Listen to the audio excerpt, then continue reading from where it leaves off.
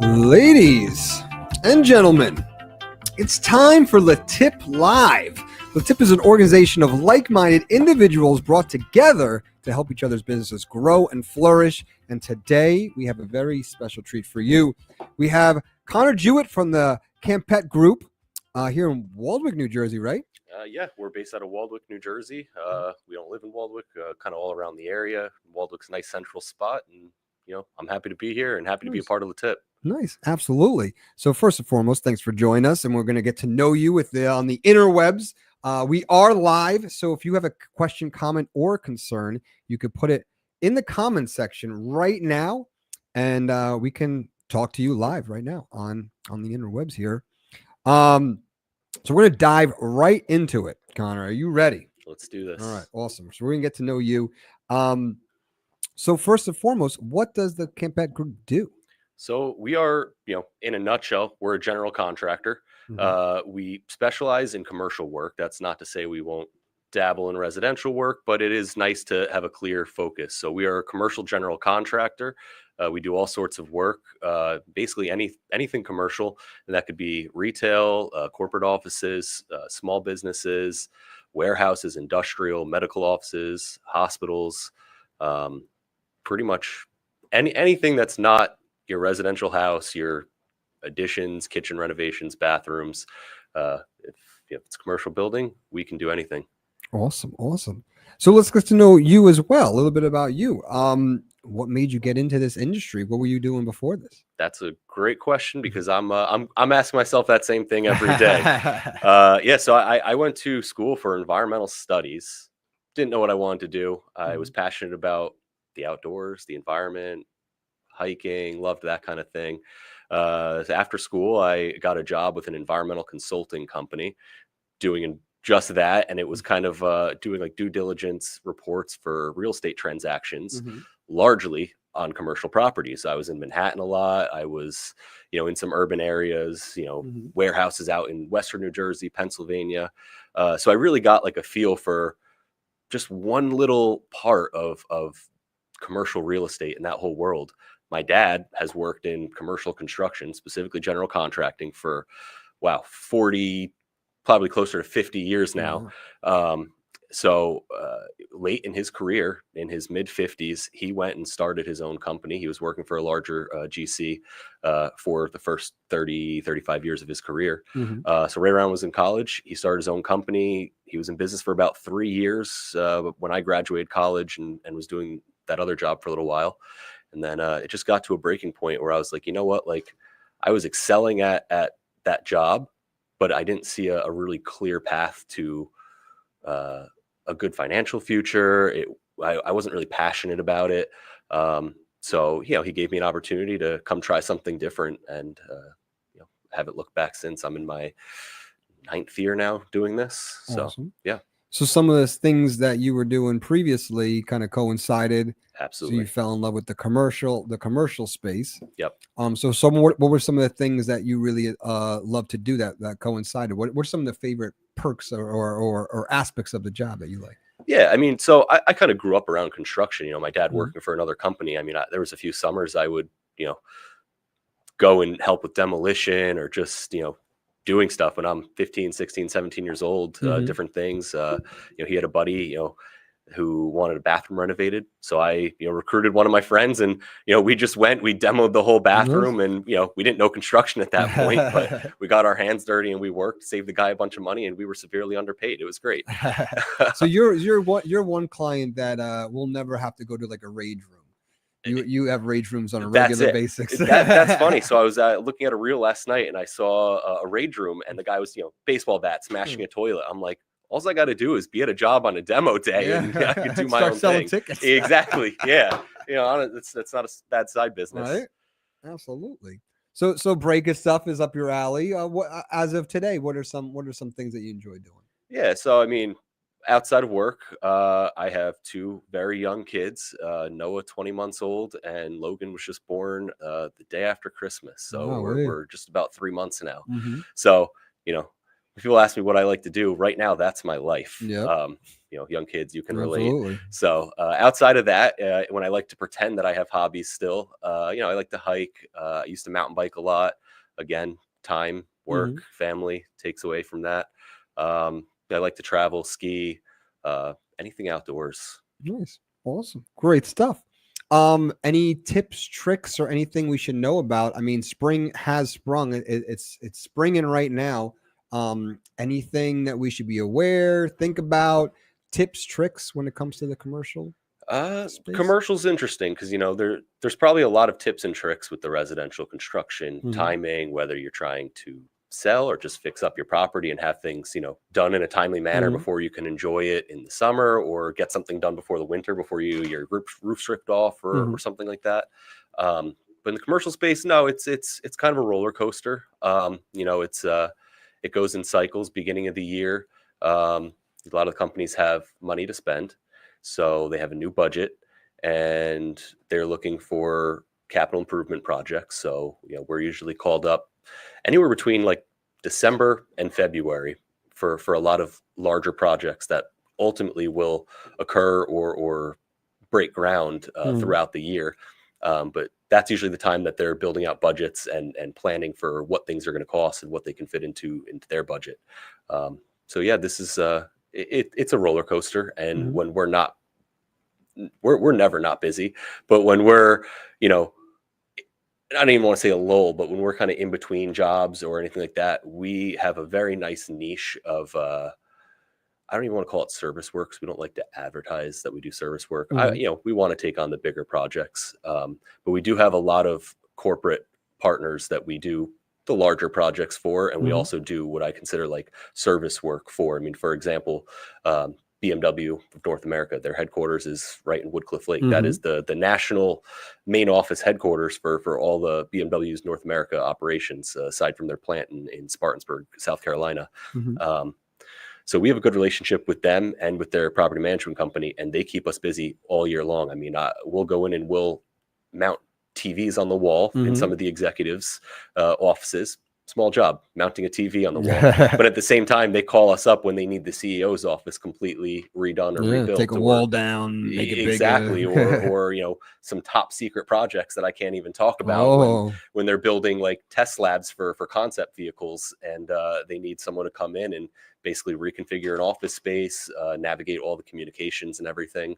So yeah, we really get kind of deep in some of those unique projects. Nice. Why don't we, a basic project, doesn't have to be anything too crazy. Why don't we go over like the timeline or how a basic project, when working with you guys, how does that usually operate? Sure.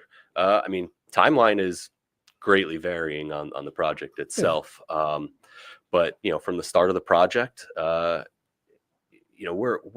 we operate at our customers' level. It's really at their needs. So there's a lot of projects where an architect or a business owner or someone involved in the facilities of a business, corporate offices, they approach us. They already have most of the planning all done. They've hired the architect, the engineer. They figured in their budget and everything like that. That job, whether it gets sent out to bid to a couple of other contractors, and we're competing for best price and best job before that job's awarded. So that's really the first step. And then your other option is, jobs that we get a small business owner approach us. They don't have anything yet. Or again, even the corporate, they more have an idea. Hey, this is something we want to do. We don't have drawings. We don't know what it's going to cost. Can you help us with that? So we really meet our customers where it's at when it comes to starting a project, whether you come to us with a plan or you need us to help build that plan out. The next step would be building a budget. Once we have the drawings and a game plan, an idea of what they want to do, we could put together a comprehensive budget, whether it's more of an outline of just kind of, hey, these are what the cost could be, but until we really get granular and figure out the finishes and really what you want the end project to be.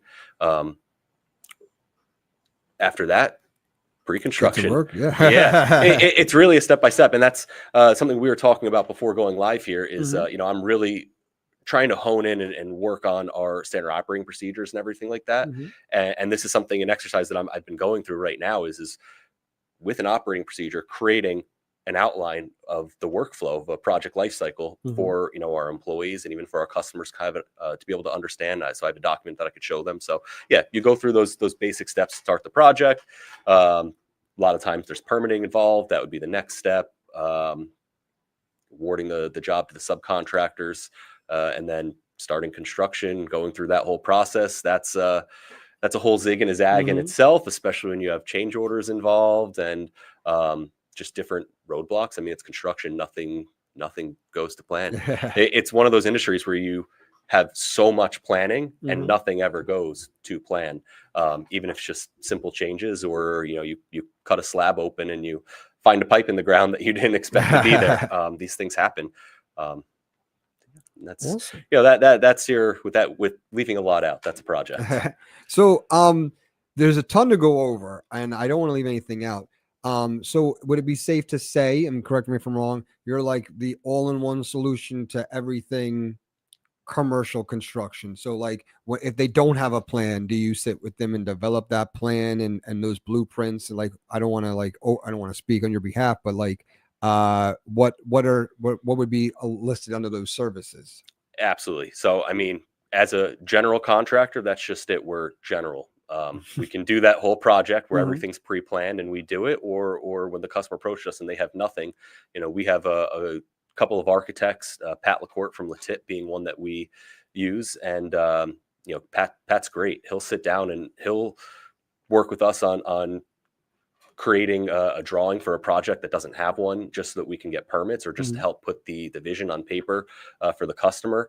So yeah, we have subcontractors that help us with everything, whether it's architectural, engineering. We can do all that pre-planning for a project and you know, really get the ball moving. Awesome. Great stuff. So like one of the things that we were talking about you know, before we went live is like, you know, you're not your average contractor. Like the customer and the customer service is super important to you. So like what are some of the things that make you different from the average Joe? Yeah. So we kind of play in the middle between the average Joe and the big guys. You know, you have your little general contractors, you know, 1 or 2 man show. He has a superintendent that works for him, and you know, they have a couple small projects going at once, whether it's commercial or residential space. And then obviously you have your big general contractors, the one that everyone sees when they're driving down the highway and they see these big buildings going up and the signage everywhere. So we operate kind of in the middle. You know, we're, you know, in the grand scheme of things, we're a smaller general contractor company, but we do decent revenue and we can handle bigger projects. So we fall right in the middle. And what really sets us apart is kind of our hands-on, human-centered approach. You know, my dad came from a little bit of a bigger construction company, not much, just marginally bigger. And you know, when he started on his own, a lot of the people were calling him, like his past clients, saying, hey, you know, I got this job coming up. Can you do this for me? Well, you know, I don't work for them anymore, but I do have my own company. I don't want to steal business or pull away. If you do work from them, you should give them a call. And I was behooved by just how many of those people, and I'm talking like representatives of large corporations, of some of the clients that we do work for now, the next words out of their mouth were, no, we want you to work for us. It wasn't your company, it was you. So he really built the reputation on building trust with the clients. You know, they could go through these bigger GCs and, you know, they're just treated like another job, you know, just another, you know, thing for them to check off. You know, my dad really took every job and every client personally, and you know, whether he was running the jobs himself, where, you know, it's something I'm trying to work on with him right now. Like, hey, we got to build that company culture out and be able to embody everything that you try to represent in the company into you know, more employees. And you know, he should be on sunset mode right now. You know, my dad's gonna be 65 this year, and you know, he's built this up. He started the company, like I said, in his 50s. That's awesome.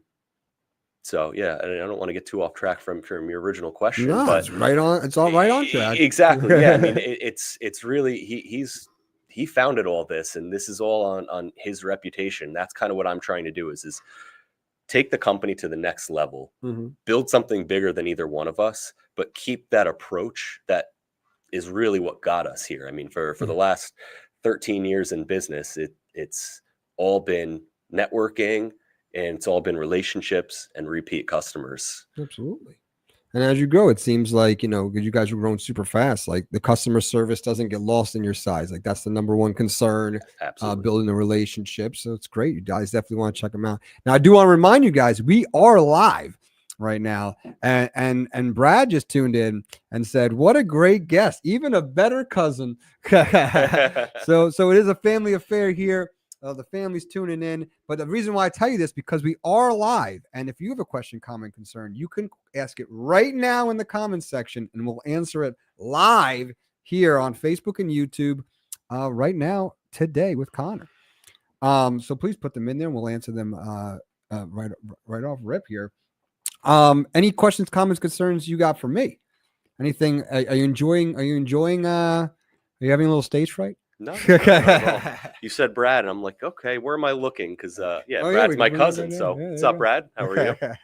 Brad just had a birthday recently, as did I. So nice. Yeah. Happy birthday to both of you. Happy birthday to both of you. So yeah, we are live. So please put a question, comment, concern in the comments section. We'll answer it live today. I mean, we pretty much covered the business thing. Anything going on, any events coming up, anything business wise that we don't want to leave any rock unturned. Sure. What's going on? Yes, I mean, we don't do events yet. It's something I would love to get us involved in, be able to get out there and get the exposure. In our industry, it's I've talked about this at length with people before pretty recently. Commercial construction it's a hard industry to break into. You do additions on someone's house, or you're a roofer or something like that. You could put advertisements everywhere. You could get a vehicle wrap. Someone might want to Google you and find your business. But with the commercial work, especially with, building out someone's business, somebody goes and leases a space. They have a concept for a deli, a gym, whatever it is, most of the time, 9 times out of 10, they have a good network of people already, whether they know a contractor already or they ask someone if they know a contractor. You have a lot of these residential contractors that will dabble in the commercial work and everything. But that's really our bread and butter, and that's what we do. So it's not something that's easy to advertise for in our space. So, I joke around lately. It's really about like getting out there and shaking hands and kissing babies. It's meeting people, putting yourself out there, and meeting the right people too. We want to do work for corporations and business owners. So it's trying to get in the right room with the right people. Absolutely. So if I could put you in a room with the right people, would it be more like landlords of these spaces because they kind of have like last say of who works on their building, or would it be more like business owners who are moving into a new space? Like who would be the ideal person to be watching this video right now? All of the above. Oh, yes. And so that's what I like to go after, because the commercial space is extremely vast. You have your corporations, they have a facilities manager or an executive that oversees the facilities. The next one would be landlords. Of course, landlords are great, whether, they need work just done to the shell of the building, exterior, interior, whether they need to move in a new tenant, so they could recommend us to the tenant. And it goes both ways. I mean, sometimes we work for the landlord. They have an agreement with the tenant and they're going to provide them with a finished space to their spec, or we work directly for, the tenant and build out the space. It really is very dynamic. A lot of times a landlord will hire us to come in. They have a space that was just occupied by a previous tenant. They're trying to get it rented. They basically want everything, all the partition walls ripped down. They want, 4 walls, a door, and that's it. So we call that like a vanilla box project. Basically, we're creating a blank slate for the next tenant to come in. Landlords, property management companies, great. We have a couple of relationships with some local property management companies that own multifamily housing, condos, apartment buildings. A lot of people don't realize, but typically an apartment building or a condo complex that generally falls more in line with commercial work than with your typical residential work when it comes to larger scale projects on the building. Nice, great stuff. So you guys do a ton of stuff.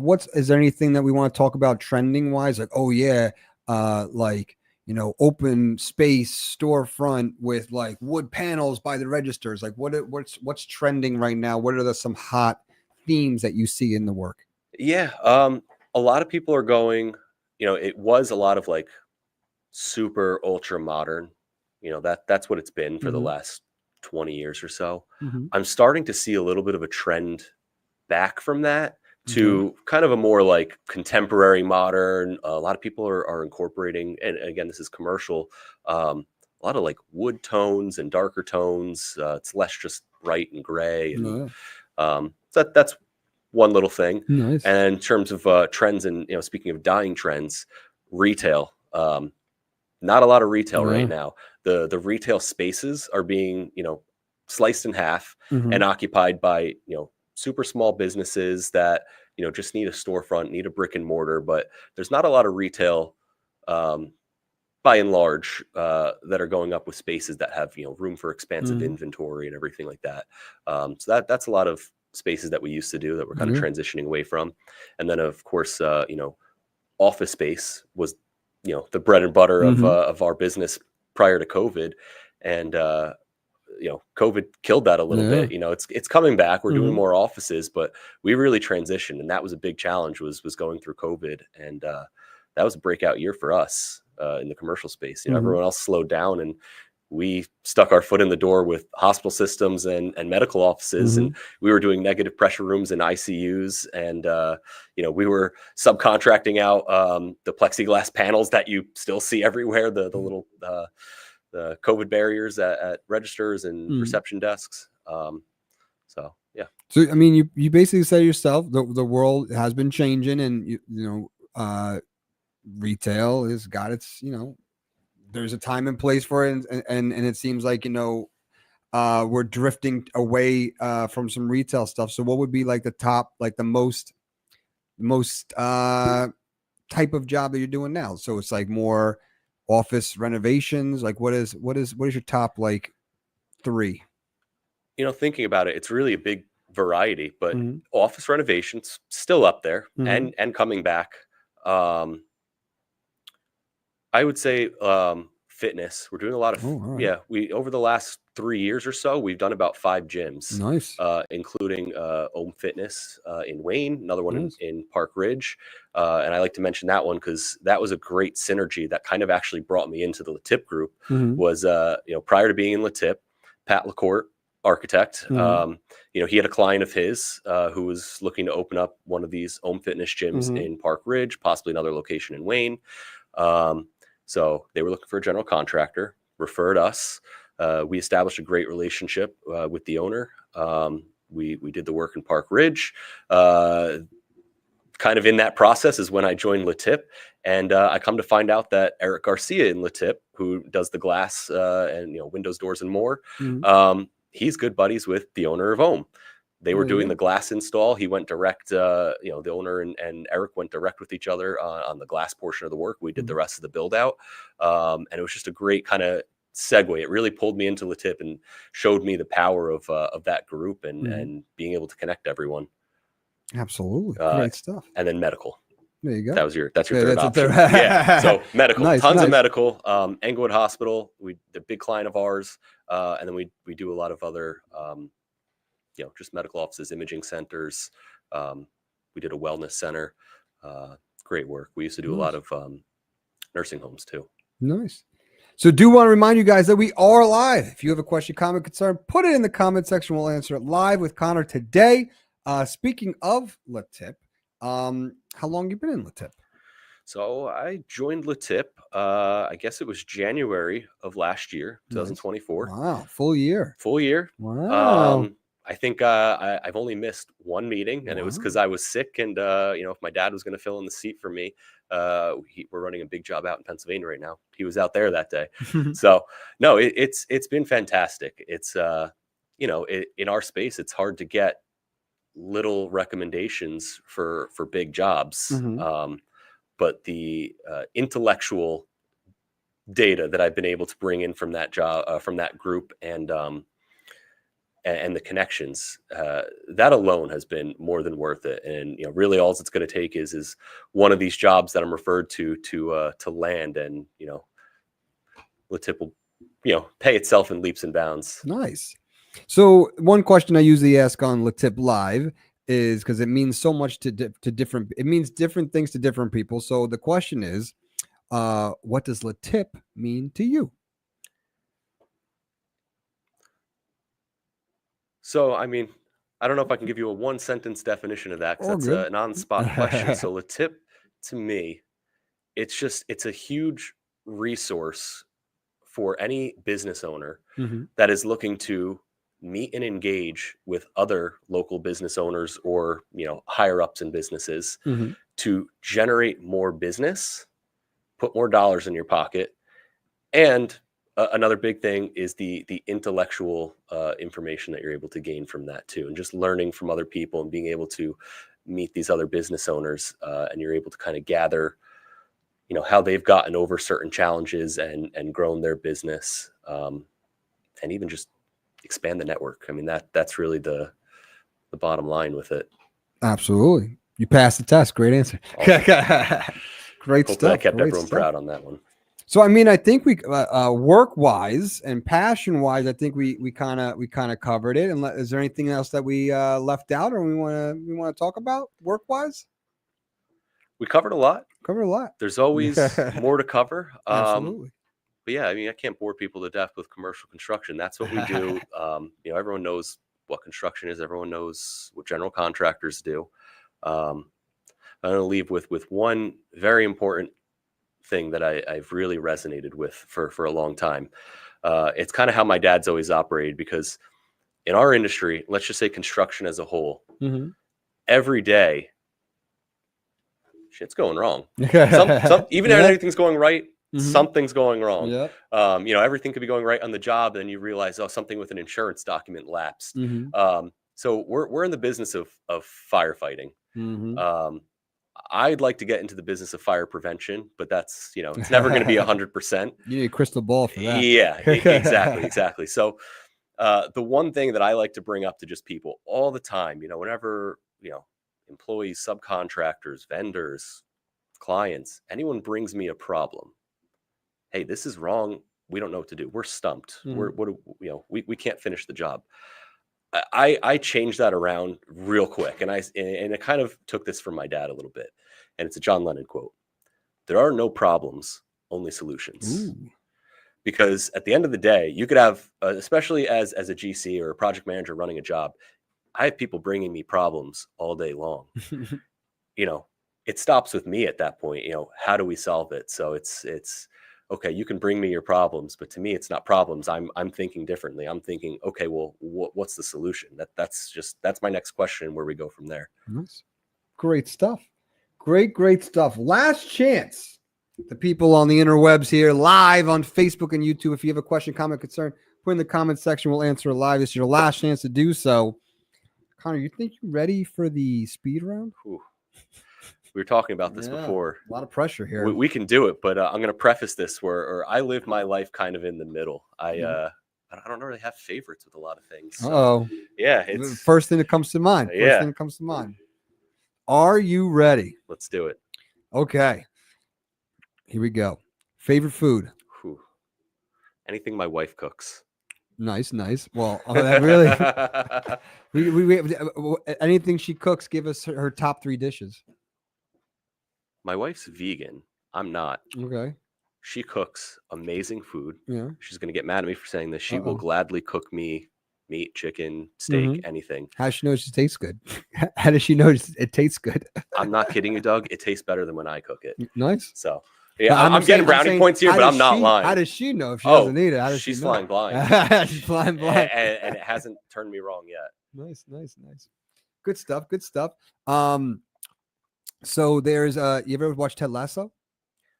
I have, but not in a long time. Okay. So Ted Lasso is one of my favorite shows. And in the show, he asks everybody, first concert, best concert. Okay. So what's your first concert / best concert? I'm going to be totally honest with this, because my earliest memory was, I don't even know. I was probably in 3rd grade, and I had a family friend who was a girl. And, my parents decided to, link up with her parents, and they took me to an Aaron Carter concert. So you want to know the honest answer of first concert? Nice. That was my first Nice. concert. That was my Nice. earliest memory of going to like a real, Nice. you know. You want so we'll take a timeout from the speed round for 1/2 a second because it's going to be hilarious. So believe it or not, my first concert was his older brother, the Backstreet Boys. Okay. I know that's a great tie-in. Some of us were going with the girls, and we went to the Absolutely. Backstreet Boy concert. So Absolutely. yes, so we have similarities there. Absolutely. Best concert, Blink 182. Nice. Seen Very them nice. 3 times. I'm going again to see Here Now in September. You know, just a classic No, millennial. They're coming out again. They're going on tour. They're back together, Nice. baby. Ooh, Got right, the original 3. Okay. Favorite movie? Whew. The Departed. Okay, good one. Favorite TV show? That's a tough one. How about HBO miniseries? Sure. Succession.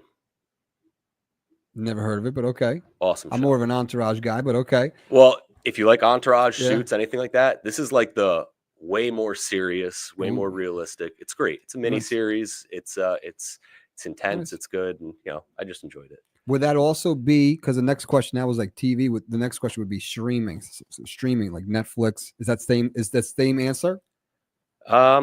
Yeah, we'll stick with that answer because I don't really watch what's considered cable TV. I suppose watch a lot of YouTube. Nice. All right. So, is there a channel you watch? Your favorite YouTube channel?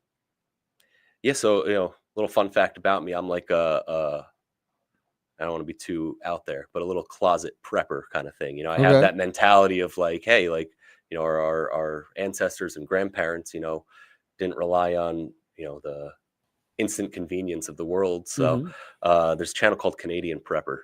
He's great, puts out great content, and I'm so like prepping, like if like an EMP went off, kind of prepping. Yeah, but like a much. I'm more, all about that. I'm about that too. Yeah, I'm with you. A much more like down to earth, realistic approach. It's like like how to make clean water if shit hits the fan. Yeah, but also be a normal human being too, not be like a doomsday prepper kind of person. That's so there's different levels of prepping. Exactly. I mean, stuff fascinates me. If I could leave it all behind and go have a homestead and do that, that's plan B. I like it. Favorite sport? Depends if we're talking a player to watch. I mean, I'm a huge New York Giants fan. Been my whole life. To play, I mean, I stopped a lot of team sports in high school. It wasn't for me. I really enjoyed basketball. Nice. I wasn't great at it, but I was okay. Something to pick up every now and then. Nice. But so favorite sports team to watch, the Giants. Absolutely. Even though it's a little painful right now for us. Yeah, so favorite sports team to watch if you were playing it, basketball. Yeah. Got to enjoy the Yankees this year, and then that was a huge letdown. Yeah, it's crazy. Well, sports in New York are crazy right now. Favorite dessert? Ooh, carrot cake. Oh, all right. Unique thing, but it's unique. When it's good, it's good. All right. Favorite color? Blue. Nice. Favorite book? I never really read much most of my life. I've been getting really into audiobooks lately. I've probably read 30 audiobooks in the last year or two. They count. Read. I'm not big into fiction. Well, me too. That's my that would be my next question. Yep. So if you have a favorite book fiction wise, sure. If you're not, you can pass. The next question would be favorite like business book, nonfiction book. Yeah. Because I'm big on those too. That's kind of what I'm. That's what I'm into. I like living in reality. No Harry Potter for you? No, I can't get into the fantasy world reading it. I could watch a movie, I'm entertained, but I like to learn, and I like to learn about things that I can actually apply to my to my life. Absolutely. So I just finished a book called Extreme Ownership. It was written by a couple of former Navy SEALs, and it's about how they tie their operations leading teams of Navy SEALs, mostly in Iraq during that whole war on terror period. They were some of the first people in, and now they consult business leaders on how to implement the same kind of strategies of, what's wrong in your business. Well, you have to own it, whether it's Mhm. you created the problem or not. You have to basically, that the nutshell of it is, Nice. you have to own all the problems and take care of it. And they go around consulting major businesses now using those same principles. Nice. Very nice. Reed, do you have any interesting speed round questions? I really don't. All right, thanks. Anybody at home have any speed round questions? We do want to add that the missus is watching with Noah and Logan are tuned in. They're all so proud of you. There we go. And you're such an incredible role model for them. That's why I do it. And she says, by the way, what time will you be home for dinner? We'll see. Hopefully 5. See how many fires we have to put out today. So yeah, this is your last chance, people at home. If you have a question, comment, concern, put it in the comments section. We'll answer it live today. We covered a lot. Connor, thanks for coming by. We learned a lot about you. If someone were to hit you up or check you out, where would you like them to go and see what you're doing? Yeah. So as we were talking about earlier, Instagram is absolutely, the new way of finding people. I'm not going to say we have a great social media presence yet until we link up with Doug and Undefeated. But that's probably where you're going to find the most up-to-date stuff. I post a lot of stories, jobs we're working on, stuff like that. Otherwise, you could visit our website. Well, before you move on to the website, is it Campet at Campet Group? Yep. Instagram is at Campet Group. So you mean that one right there? That one right there. That's exactly it. At Campet Group. Same thing on Facebook, Campet Group. Pretty much all the content transfers over from Instagram to Facebook.